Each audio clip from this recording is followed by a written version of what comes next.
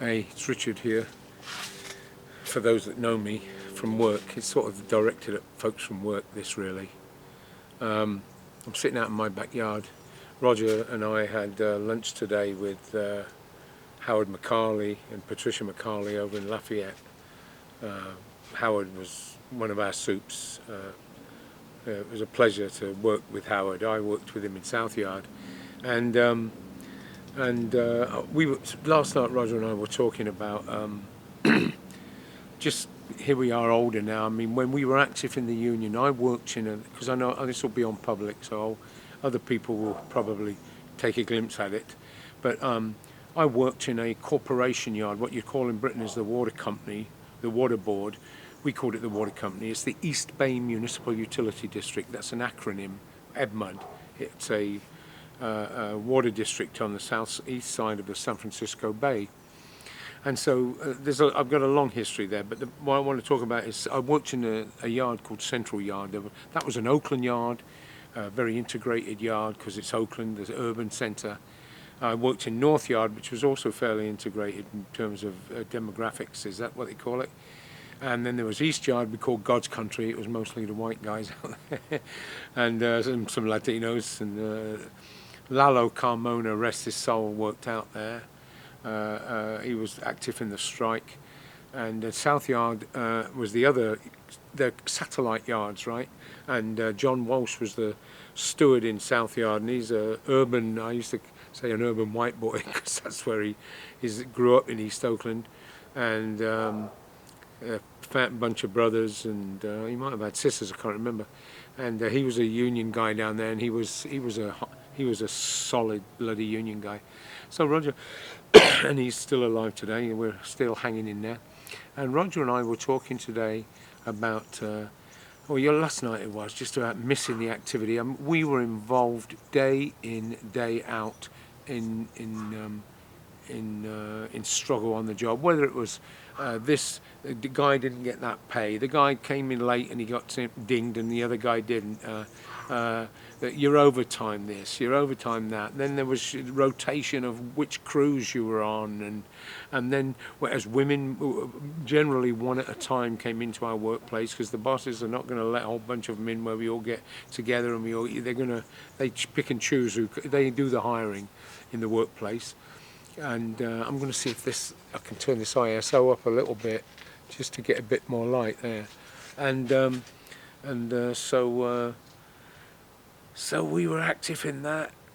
We had the strike in 1985, and we had that yard. They used to call it at one time. Roger wasn't. He will always say, if he was here now, he would always say, "Well, I wasn't part of that." But when I left North area in 1976, drinking. Quaaludes were around, cocaine had just started, and the old timers drank. When I got to Central, those sort of drugs. We're talking now. There's through the 80s where the cocaine was quite a very.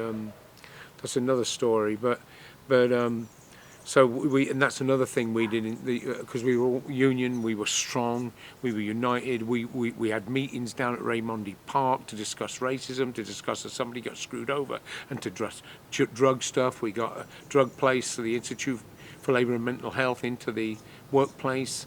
It was a very tight yard, and but we had the strike in 1985. Lalo Carmona raised him because I just think even.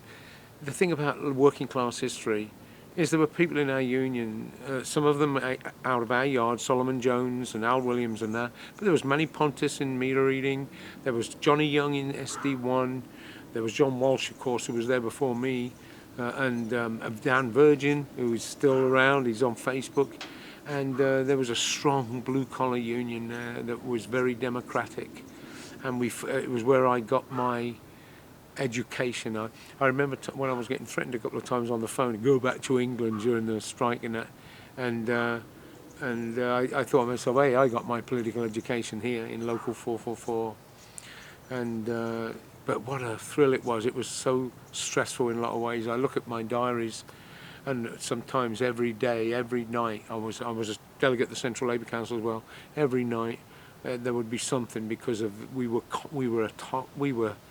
We were real serious about our jobs in Central Yard, and so were those other old guys. And that's the thing about Labour history. I think about the union now.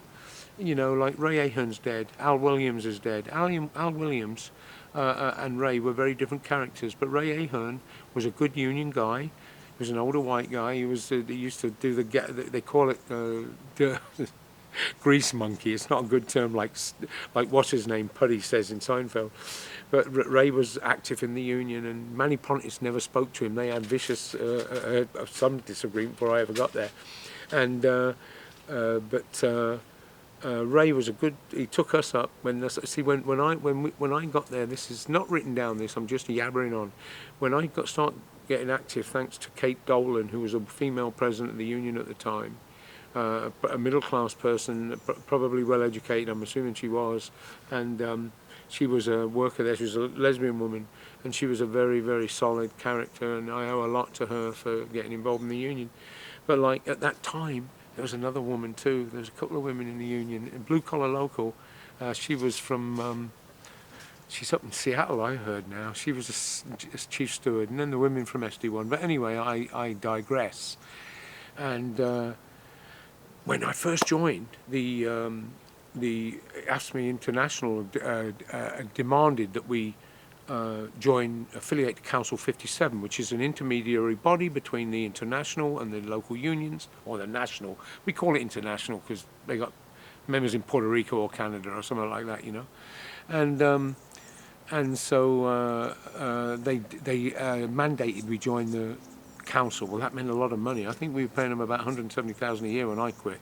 But us younger ones believed we should do it, and to be part of the more integrated into the national and the district council movement.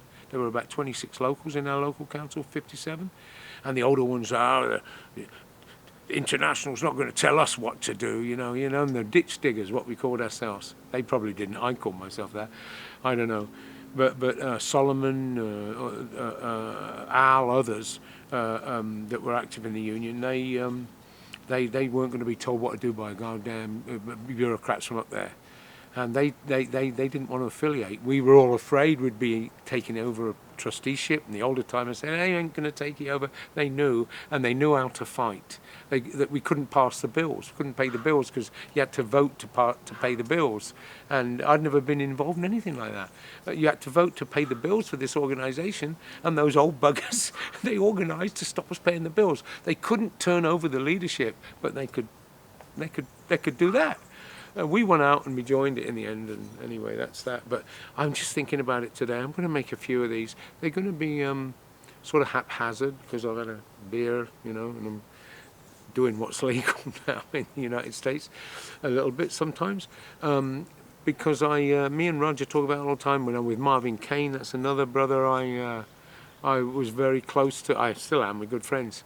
His sister just died at his church in Oakland. I went down there, and so we had us, and Lalo died. John Walsh is still around. He retired, and Cheryl Zer, who I've unfortunately parted company with, played a tremendous role. And I'm going to talk about a bit more of this as we go along. But Roger and I often talk about how we miss that struggle, you know. I mean, what it taught you, and we had victories. You know, I came around some left groups because I wanted to. I believe in wider political things, or I became to believe in that. And some of them were just completely out of touch. They just didn't grasp that the way consciousness changes is through struggle. Through the struggle to resolve the crisis or the problems that you face, to get better wages, to get better conditions, to get better roads, to get better skate park if you're a youth for your kid. In the struggle to make that happen, you begin to draw conclusions that are beyond that immediate struggle. I thought that if I did this, if I did that. When I was first taken in by Alton Williams, Al Williams, he was a very interesting fellow, as a shop steward. He was training me, and we're in the boss, and I looked at the body evidence. I thought, shit, we've got this. You know, we're right. And as he's talking or something, I started to butt in about, because I thought, well, we got this one. and he shut me up. Shut the F up, shut the fuck up, he said. I've got and he called a caucus and he took me out. And he said, what the fuck are you doing? And I said, wow, look, this black, I thought I was so smart. He's this black dude, probably from the South too. They all came up there, or parents came from the South. And Beaumont, and I mentioned it before, Beaumont and Monroe and some parts of Arkansas sometimes. And he said, this isn't about who's right or wrong. It's about power. That's what it's about, he said to me. So shut up. Don't be yapping away like that. So anyway, you know, I mean, that's what it's about. And I thought I was so bloody smart. But yeah, I'm going to talk about these. I was thinking, sitting out here tonight, what can I talk about? Me and Rog, Marvin, when we get together, we just talk and talk about all that because we had some big victories. So I'm going to end this one here, not keep them too long. And I'm going to check it out there. You've got to look at what it looks like. But I want to talk about my history with 444. It saved my life in many ways. In many ways. What's the date? It's August the 19th, 2020.